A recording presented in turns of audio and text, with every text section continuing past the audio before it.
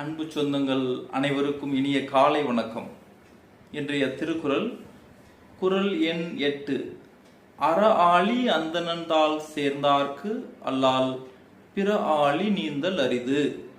அறக்கடலாக விளங்கும் கடவுளின் மலர் பாதங்களை தொடர்ந்து நினைத்து வணங்காதவர்களால் பொருள், இன்பம், ஆசை முதலான பிற கடல்களை கடக்க இயலாது.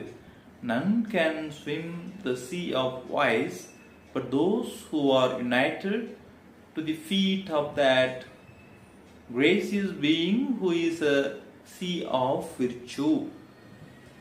அறக்கடலாக விளங்கும் கடவுளின் மலர்பாதங்களை தொடர்ந்து நினைத்து வணங்காதவர்களால் பொருள், இன்பம், ஆசை, அதாவது பொருள், இன்பம் மற்றும் ஆசை இவைகள் பெருங்கடல். அக்கடல்களை கடந்து நாம் வாழ வேண்டும் என்றால் கடவுள் திருப்பாதங்களை கண்டிப்பாக வணங்க வேண்டும் என்பதே இந்த திருக்குறளின் பொருள். இந்த திருக்குறளின்படி நடந்து நாம் வாழ்வில் வெற்றி நடை போடுவோம். இந்த நாள் இனிய நாளாக அமையட்டும். நன்றி.